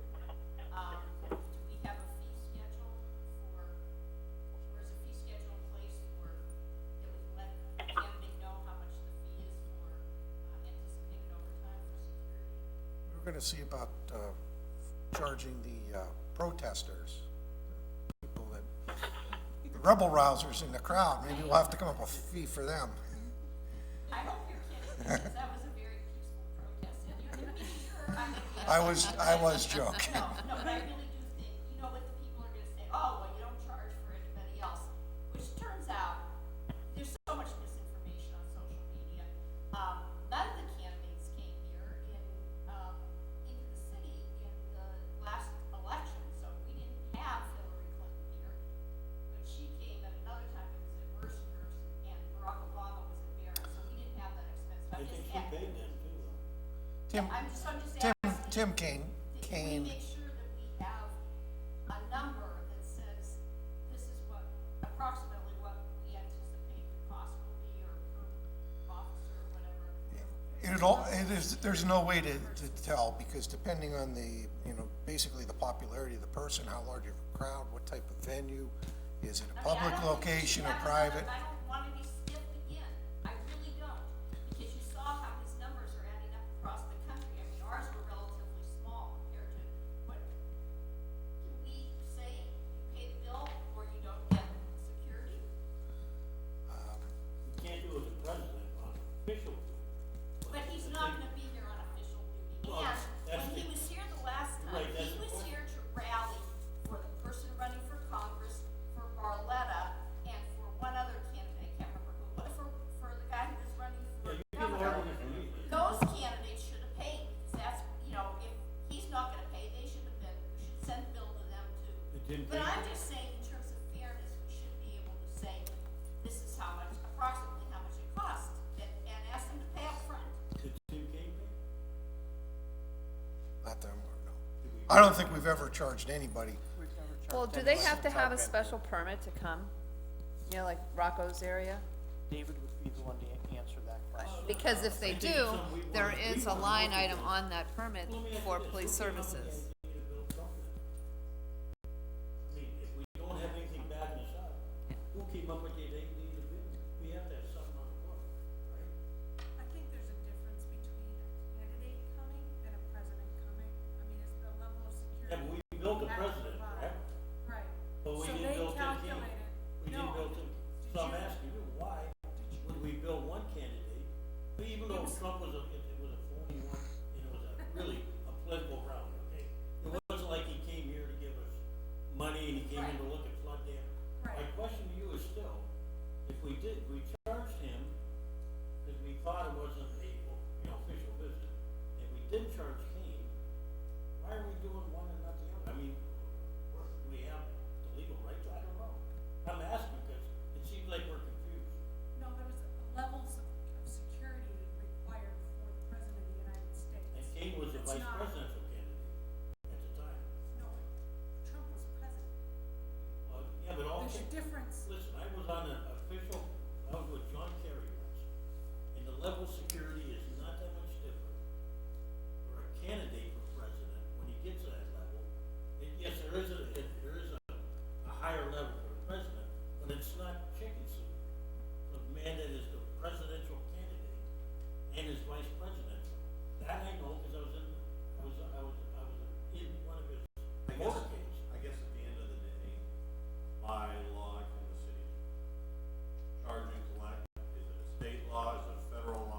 guess we'll have to look into that. Yeah. I don't know that answer, but Somebody charged, since 2006, we've never charged anyone. why you charge Trump? Well, I mean, I'm asking the You question. build Trump. you We didn't build charge Trump. him. Yeah, but so, if you build him, why are we doing the other ones? That's my question. We need to be Put it this way, Bush came to, the stadium. That was Like an a official 304 visit. or something like that. That was more official than Trump's was, I believe at the time. But, No, it was a reelection.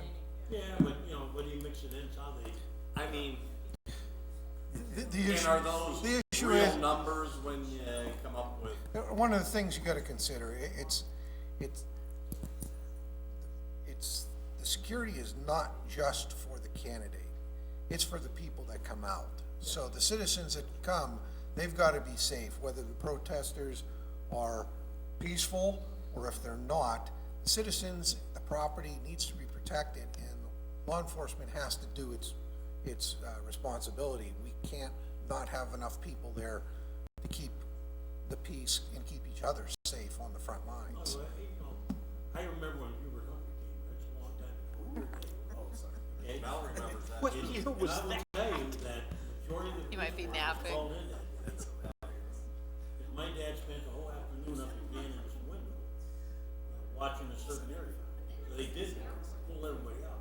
I guess my question still is, okay, if somebody took upon themselves to build Trump candidate, which I agree with, you should also be building all the candidates.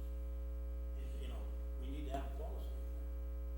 And, you know, they have to understand, they just can't come in here and, you know, it's one thing if, you know, we had national disaster, and the president's coming here to address this, of course I'm not gonna do that. But at the same time, if it's an obvious political rally, we need to make, because I believe Hillary Clinton did pay. I get, your paper said that one time. Well, when you work for it, they had an article. You're paying.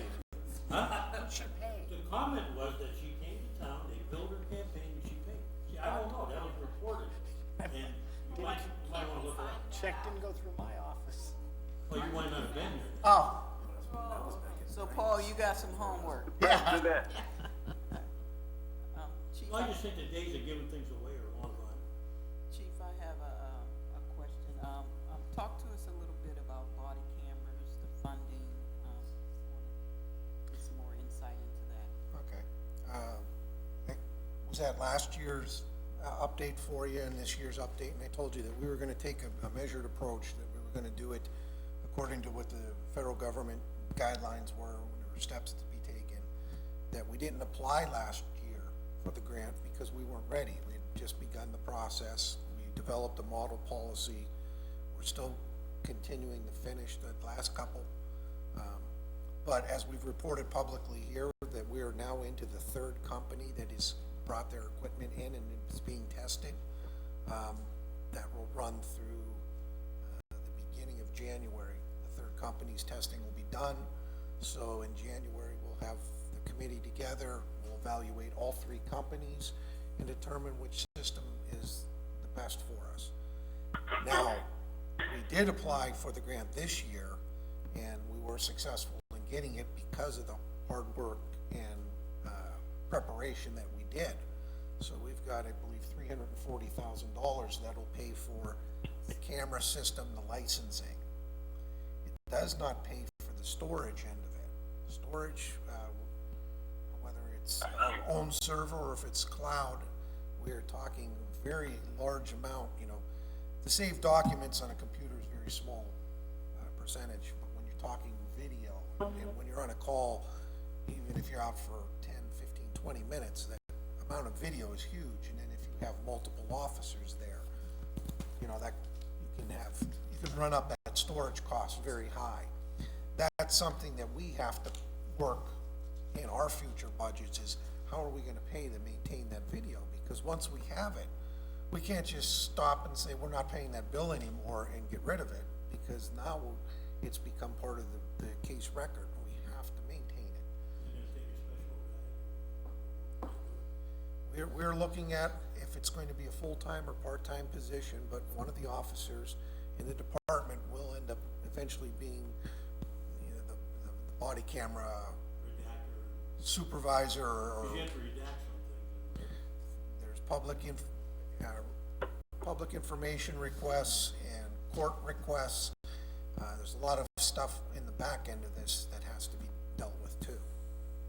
What do you think, I mean, a guesstimation that adding that end of it, that OA and that cloud or whatever to have all, I mean, what's that magic number that you're talking about, like the future budget of ours?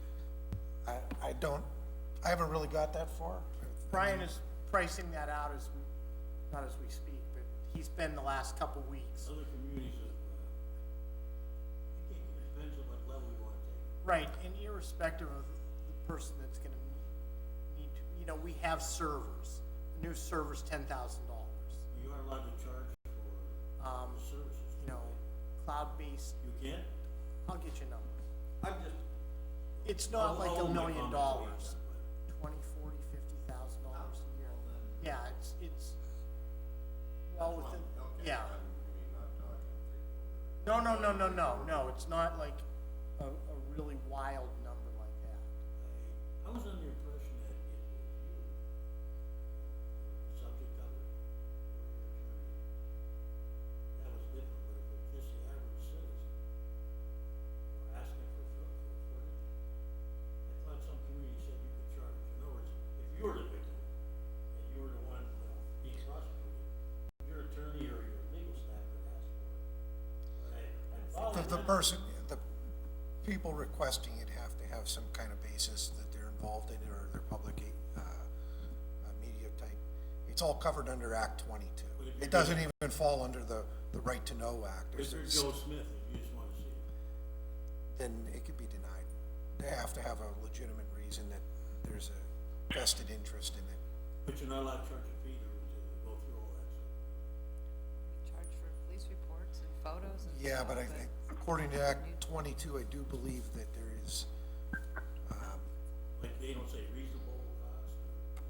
no, it's specified, I'm pretty sure that you cannot charge for it.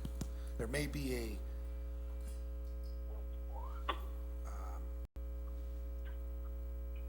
DVD that you give out, you can charge the cost of the DVD, but I don't believe that the time that the individual took to go look for that can be charged out. I'll have to look at that Act 22 closer. I remember we discussed it down at Lee when we were there. They were going through the initial phases and saying, you know, they put a person in there to redact all this stuff.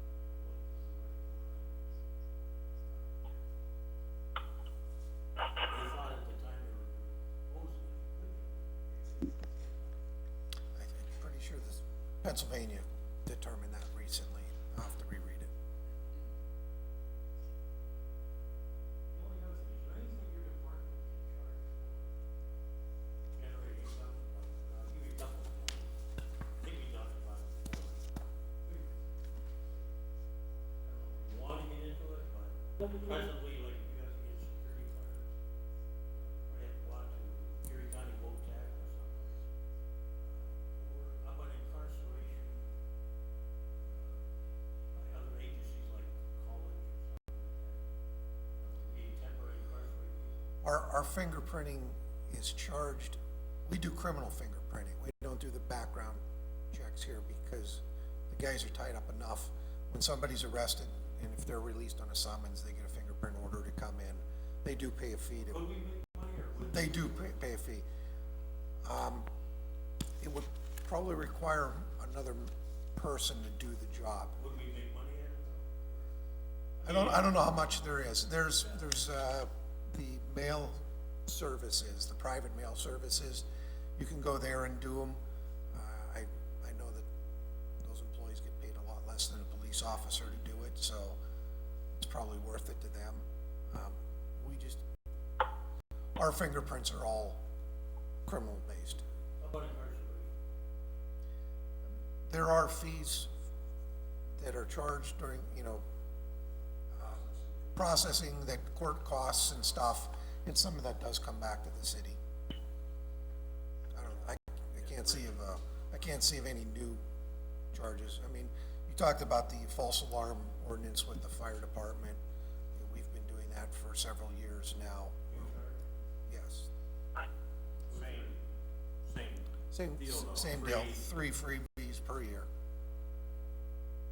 Do you find that adequate? Would you like to see it? Well, you know, if it's a new system, that you may have a, you know, you wanna give them a little bit of time, I understand, to get the system correct, but maybe after that first year, then maybe they shouldn't get the full 3. You know, it's, right now, we leave it to the discretion of the officer that handles the call, depending on what the circumstances are. They can choose that, hey, you know what, you know, we've had 3 thunderstorms in the past month come through that were really bad with wind, and it's at the discretion of the officer.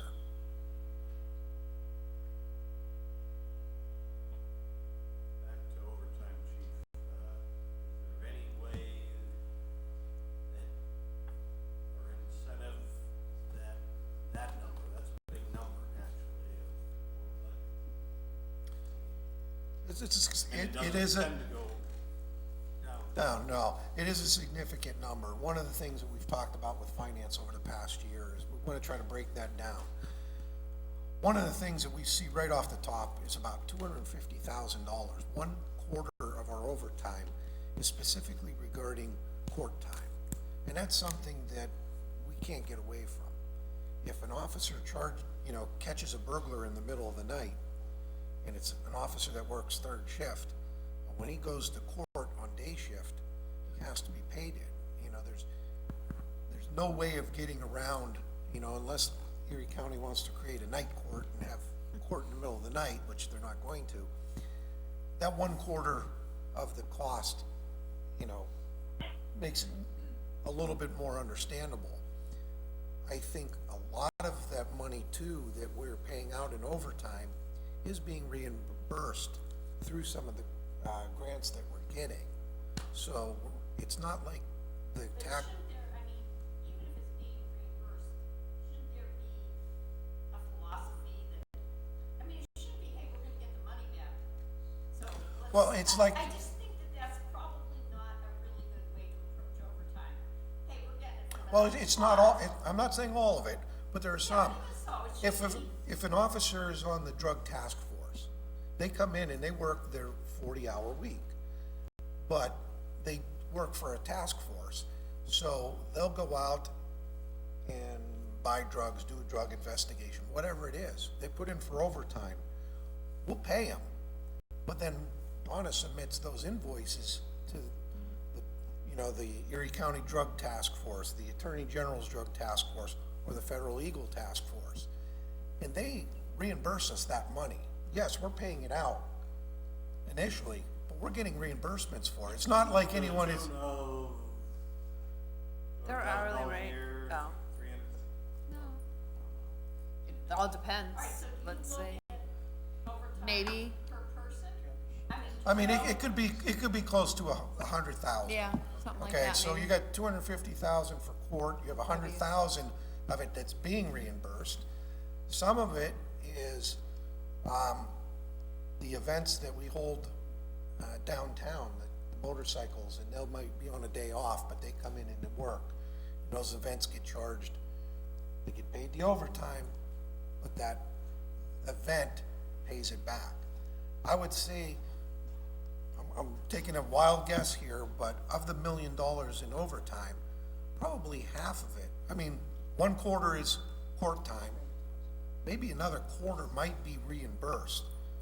The last 500,000, that is just so that we maintain, well, a couple things. That we maintain our minimum manpower when guys get sick or take vacation and we don't have enough guys on the street. We have a minimum number to keep the guys safe. So some of that overtime is paid to meet the minimum.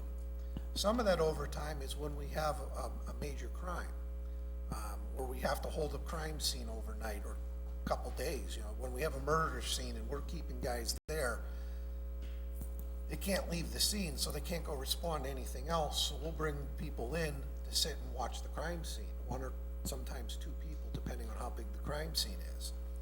There's the detectives that have to be called in. You know, when there's a murderer, you know, in the middle of the night, we have to bring them in, we have to bring the ID guys in. You know, it's over and beyond the regular shifts.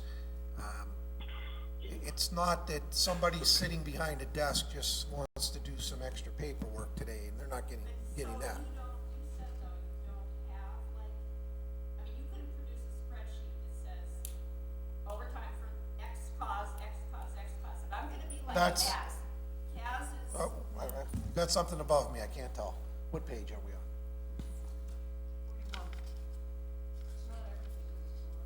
Yes, we do payroll codes for court time and overtime, that type of thing, yes. Is there a way of identifying, I know we do in the printout, but maybe just even in the budget book, I don't know, it's printout, but just to say like, okay, this much of it is reimbursed, like it's $1 million, Yes. Have the but spreadsheet. $400,000. Do you have it with you? is reimbursed. I do. There it is. Ah, We keep, yes, I've got- we do I keep have track it. of that. There it is. We also have it by person. I mean, that would alert you if somebody, and I think somebody interrupted me when I was starting to talk, you raised your hand, but Kaz always refers to Allentown. My reference is always to when I did the budget in the newspaper. We made sure that you have to track people by overtime too. If somebody has a spike in overtime, it's an alert to a manager to say, I'm sure that you think everybody does it for the good of the order, but we also know from any business that people end up living on overtime. So what kind of managerial systems do you have in place? Because Jim has asked about overtime. This is my third session being in here. So, and you've been on here longer than I have, so obviously you've had a concern about overtime. So what managerial controls are in place to look at overtime, to see is somebody getting a lot of overtime? Just explain it. Well- Because I'm not satisfied when someone says, well, I can take a wild guess about what it's for. I mean, why In don't order we to know have, what it's in order to have overtime, it has to be a notice to begin with. Whether the supervisor's calling in extra people because of a crime or problem, or they have a court subpoena. So that initiates the overtime process. When they turn in their overtime slip, it's signed by their immediate supervisor, confirming that they did work it and turn in a report saying that, what they did when they worked it.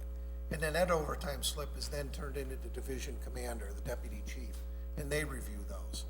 There are officers that make quite a bit of money on overtime, but they're the ones that are answering the phone in the middle of the night or on the weekends and coming in. Some officers don't want to be the one coming in at night or on the weekends. So there are people that make quite a bit of overtime compared to others. It's just the matter that they work. officers who make quite a bit of overtime, like in the year before they retire? They could, but it doesn't matter to us. Our pension, our overtime does not go to a pension. Well, what about putting a cap on overtime? You know, they can only get X amount of hours every month. They can't go over a certain amount of hours. Again, if they're willing to work a case or do a job that we need somebody to do, if we limit them, then we may end up with nobody there to do it. I think too, overtime, whoever's doing it. So even if Officer Jane is like super ambitious and she's doing, whether she gets it or someone else gets it, if it's a service or time that needs to be filled, it doesn't necessarily too much limit the amount or change the amount. If there's, we have a small force in the sense of, I think, in the sense of what we could be doing, as far as policing. And so I think that's part of it, like, there's so much overtime because there are not as many people to do regular time work. Exactly. That's been the saving, that's where the savings comes in, right, Paul, is that you're not paying extra guys because the salary might be $80,000, but with the benefits, you're talking $150,000 a year for that officer. We'd love to have 10 more officers, great skill and courage, but they're gonna cost more than the overtime. Right. And that's been the, And kind of the MO and the, operation. Right. Jim, why do you ask about overtime every time? Just because Did you start It's a large number, I get it. Big number,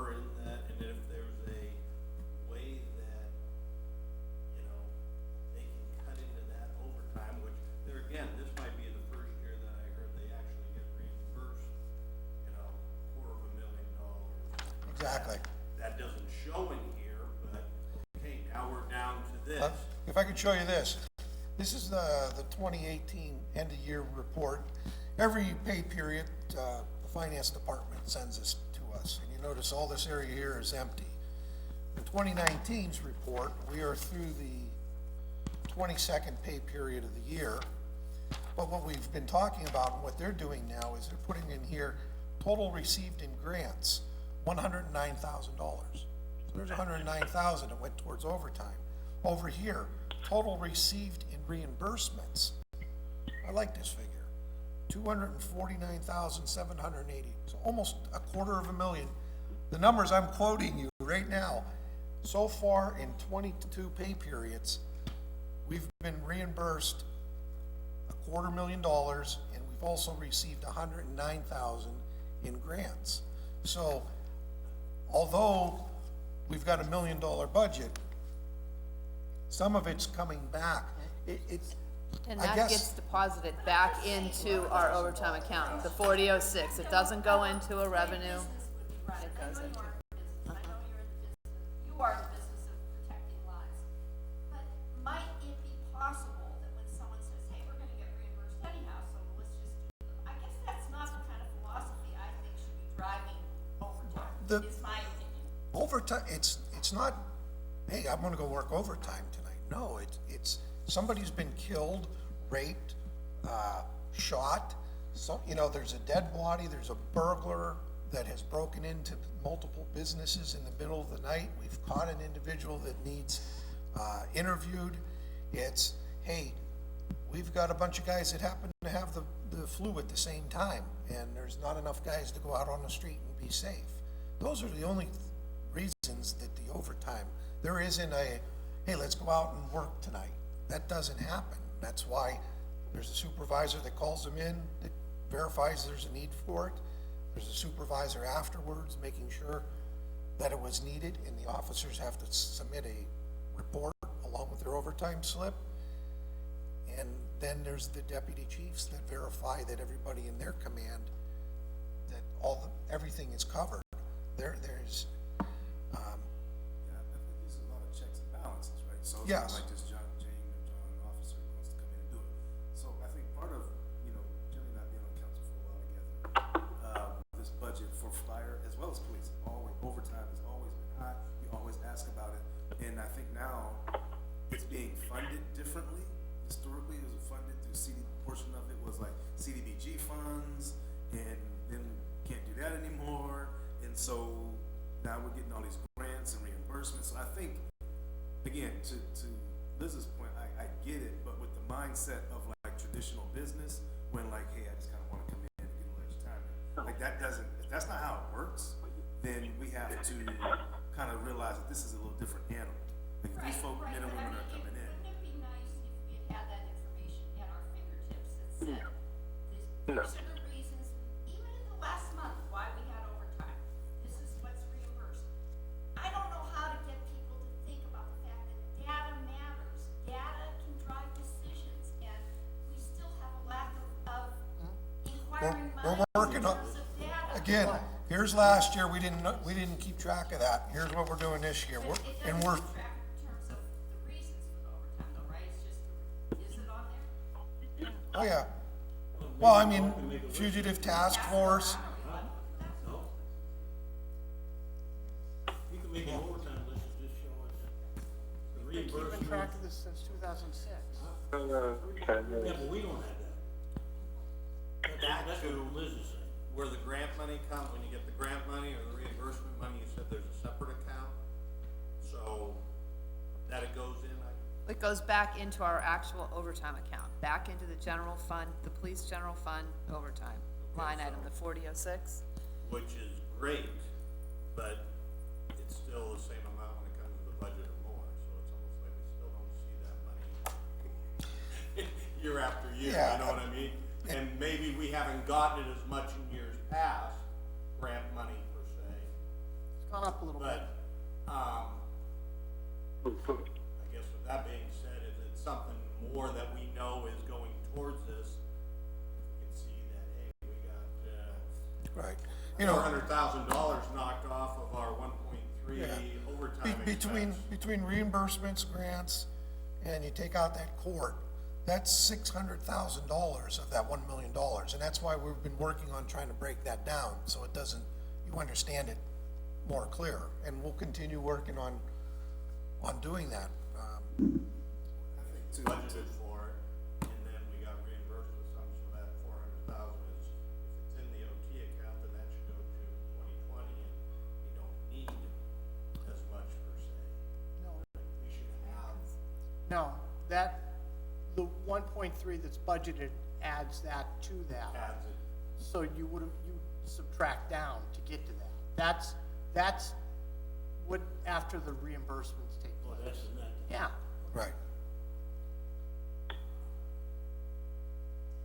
I got one question, it's always a sore spot. People ask me this all People. the time. Yeah, you know, I just got a call saying before I left the house. Do you think they're- No, absolutely not. I mean, I look at it 55%. No, we looked at the study from 2006 when PFM was here. We looked at the current rank structure. We have less rank than we had. I mean, 55 is pretty high even for like military, right? It's less than we've had in the past. It may be, but do you think it's okay now? I think This is that, what the public does. I think that when you're asking people to work overtime or do different things, that rank is important. It is, but also that pension time, has a very good. I mean, I'm not for it, I'm just saying. The rank, it's like, if you look at the state police, they are area promoted. They have longevity. I'm just saying, if you feel it's okay, I'm just asking. I feel we have less rank than Because I the find it hard to departments had in believe the that- past. I find it hard to believe that. It shouldn't be a feel we have less rank. Why don't we have the numbers? It can't be a feeling. I feel like Well, we have here's less the thing, rank. Liz, Can't that we was- get the numbers? Here's the thing, and I think respectfully, and I'm guilty of this as well. Just Sometimes we one don't minute, think to Carl. ask the question until we're in a setting like this. So they have data that we haven't requested. And so if I request something now, or they're bringing it up and, oh, it'd been good for me to have that. Absolutely, but I probably didn't ask it till now. You know what I mean? So I think that sometimes it's frustrating for us because we're in the moment of asking the question. Page And then 34. they'll pull out the answer. You Yeah, know what I mean? the answer's at page 34. Yeah, I got it in front of me. I looked at it. I guess I was talking more to the structural question of like Liz wondering why we don't get data. Sometimes we don't ask the question, and we don't want to carry all this around most of the time. Yeah. You know what I mean? And so if we ask a question and they don't give us the answer, I think that's a different concern. the answer's there. I'm not even talking budget session. I'm saying she was referring to earlier, previously, more monthly meeting. We can maybe ask more questions and put them more to work.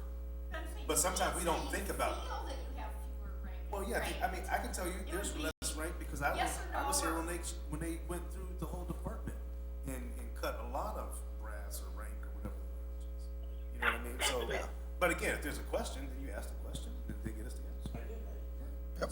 And then There are less than there were all the way back. We've got the figures in here back to 2015. There's less people. I feel that we're properly The designed. officers, it's flat, okay? Right, If you pull out the rank and file, what I call the Indians, the basic troops, grunts, you got 95, you got 96 now. No change. right. I don't know what it was like 30 years ago, right, was it a lot worse, okay? But I Right. just asked the question that. Right. It's. Well, for someone like me that's 55 structured- supervisors. For somebody like me that's structured from the military side, nobody ever leads one person. Okay? Correct. And we got people here that don't know anybody underneath them. Well, That's why I'm stop by asking the you- office and I'll show you the I will, I'd like to see it. structure. It's But hard to fathom when you look at, being, I've been in, like I said, I've been in the military, and a lot of worse. You don't get a rank just because you earned it. Somebody has to leave. There's a TOE. Are you in the military? No. There's a TOE, that's a table of evaluation. You have to get to the next level, you have to earn it, and it has to be a spot. Then underneath you is, when I look at 55, and I look at 95, and then about 80 some the other way,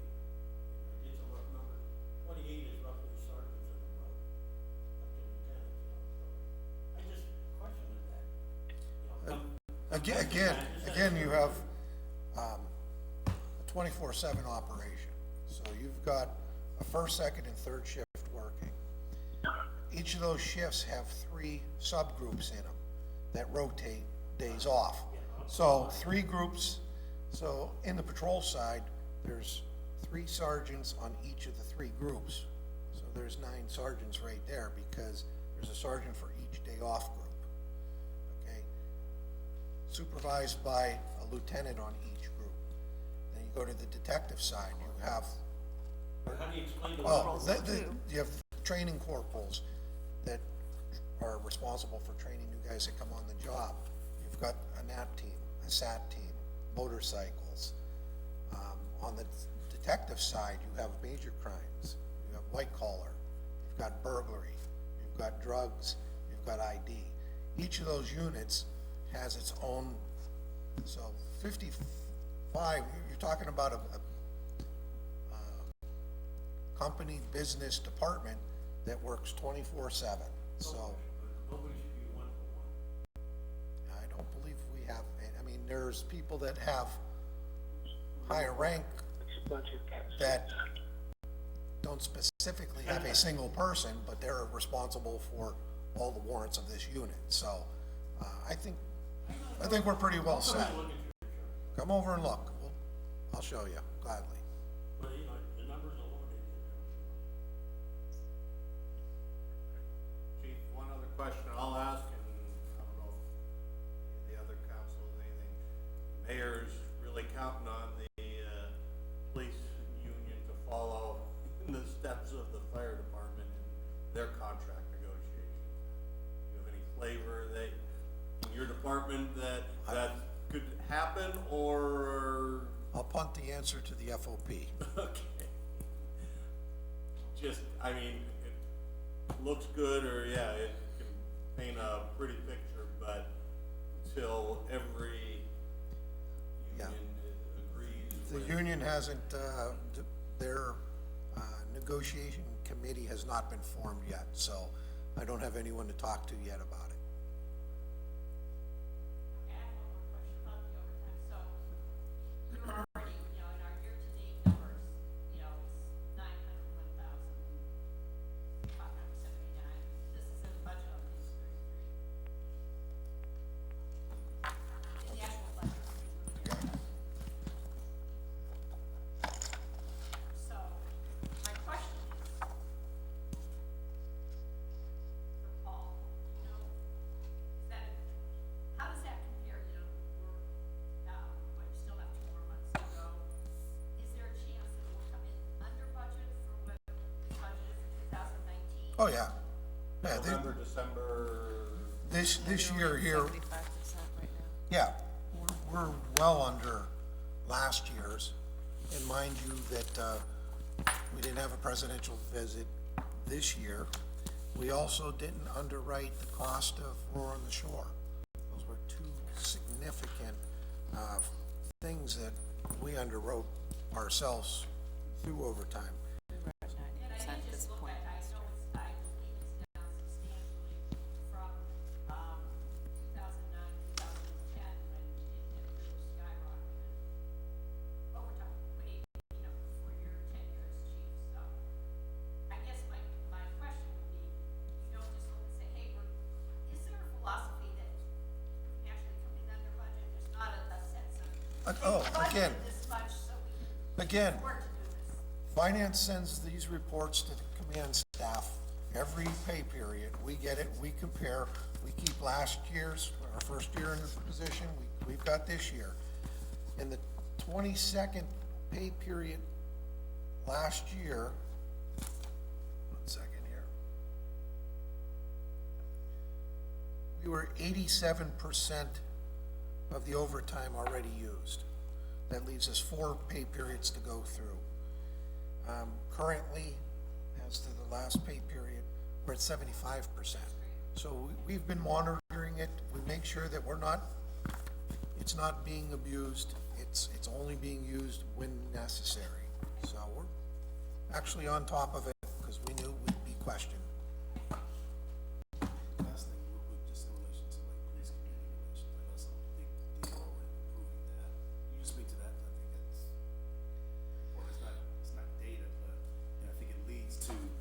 potentially better community, you know. Oh, exactly, exactly, you know, it goes to hope, it goes to everything. Our, you know, our philosophy in the police department isn't to go out and arrest everybody. We don't arrest our way out of problems. We do have to make arrests, we do have to enforce laws and protect the community. But we're also trying to expand our number of enforcement contacts. And it's through different programs. We've talked about the PAL, you know, dealing with the kids in the elementary school. We've got some officers now that are involved at Erie High School with the protective services class. We're looking at trying to expand something into the middle schools. One of the grants that we're working on next year is to actually fund a position for 2 years so that we can put an officer to build more community type programs. It's very difficult because the staffing we're at right now, you know, we're pretty much maxed out on doing what we do year to year. And trying to develop new programs, just like the body cam, it's an additional responsibility that we don't have the capacity for. So one of the things we're working on is a grant, looking for 2 years and somebody that can develop the community policing, the community outreach, and specifically, I keep saying that the middle school age, those kids that we don't have a program directly for. But we continue to attend neighborhood watch groups, community and church events, anything that we're requested. We do National Night Out, many officers. We continue this year to do Coffee with a Cop, No Shave November. It builds it builds relationship with the community, and that's what we're committed to continue. Have you heard anything about Northern Shore? Because it looks to me if you're gonna come in substantially under, I mean, it kind of verifies what, shouldn't say kind of, verifies what your position had been. What it cost you. Yeah, so have you heard anything? No, it's, I know. was, Ralph, with yeah, what's but I happened. just didn't know if- I have not heard anything recently. But I mean, for you to be able to say that, we don't have a presidential thing, we don't have this, so there's actual numbers to show this is what it cost us. Exactly. Okay. When you say you do some of those community events, none of those are, again, they're overtime, are they, like the neighborhood watch meetings? Well, the watch meetings, officers that are on the SAT team mostly cover them. Some of the NAT guys do go to a couple. If they're on a day off, they get comp time. We don't pay overtime for those watch meetings. President, Whistleblowers. And we have to reveal their identity. Mr. President, Yes, sir. Do you second that? Yes, sir.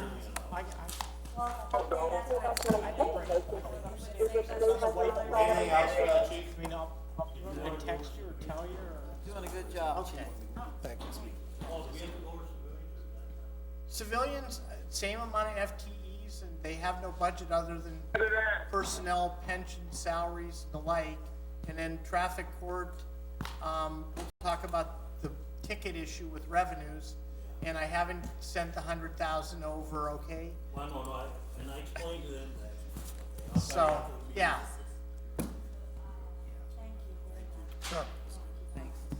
Okay. Evening, Miss Donna. Yeah, I have the, Christine went up and got, Long day, huh? Yeah, and my niece and nephew are staying with One us last this weekend. thing, I guess They we're done. Came last night, my Thank you, brother's out of town.